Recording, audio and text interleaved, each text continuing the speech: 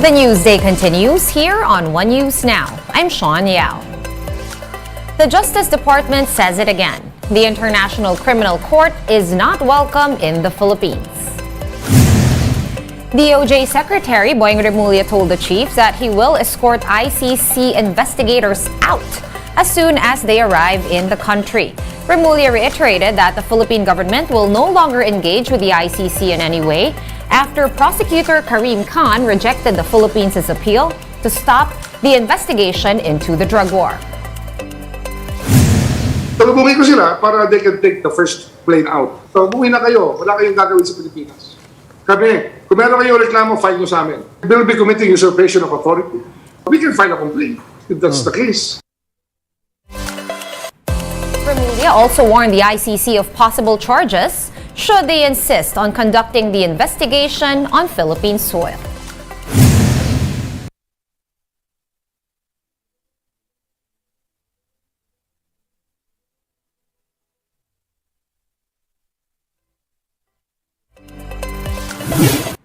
Moving on now to Maria Mangudadatu opposing her appointment as officer in charge of Maguindanao del Sur.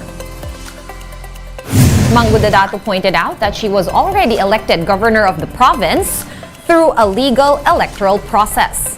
President Bongbong Marcos earlier designated the local official as OIC after a law came into effect dividing Maguindanao into two distinct and independent provinces. I strongly disagree with the yung action ng ating mahal na Pangulo Ferdinand Bongbong Marcos dahil unang-una hindi po namin makita kung anong batas ang ginamit niya para siya ay magtalaga ng isang OIC.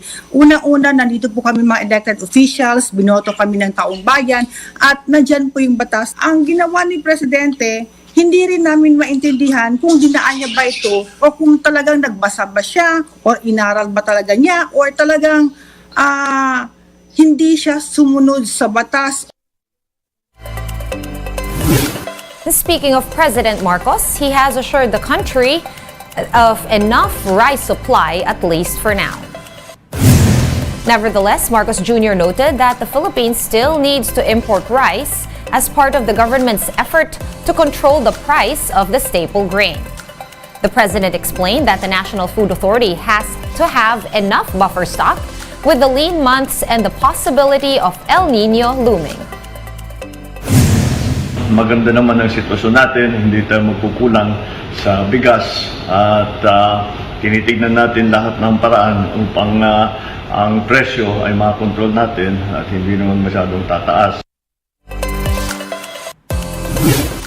More stories still to come after this quick break. Stay with us here on One News.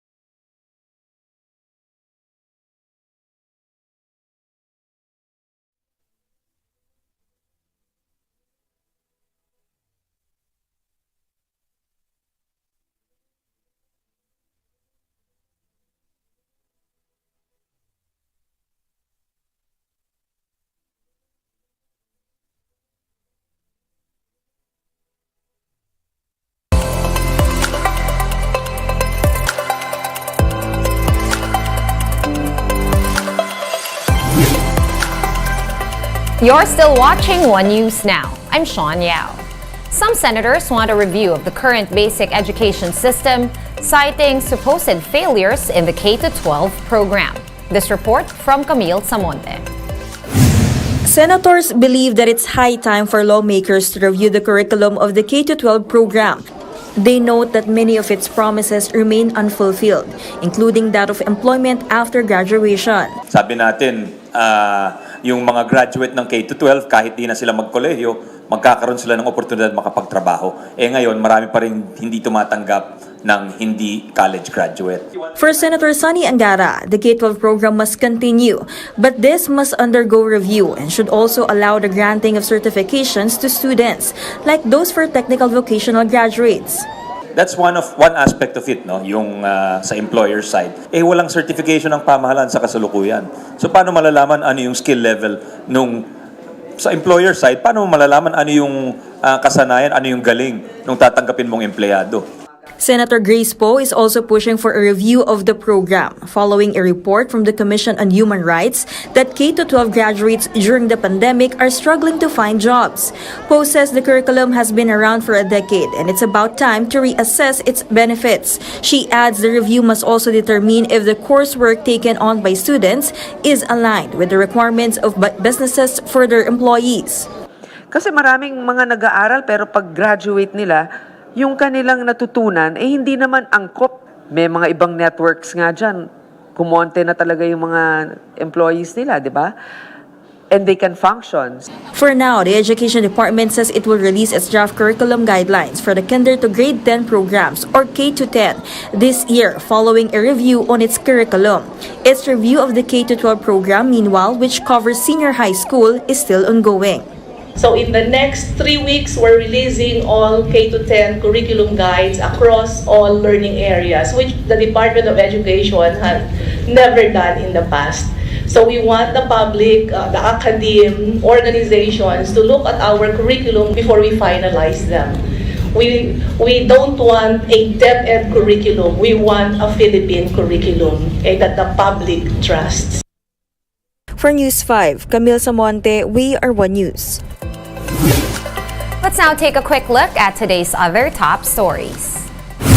The Commission on Audit sees the funds of the Nayong Pilipino Foundation drying up in the next 5 or 6 years.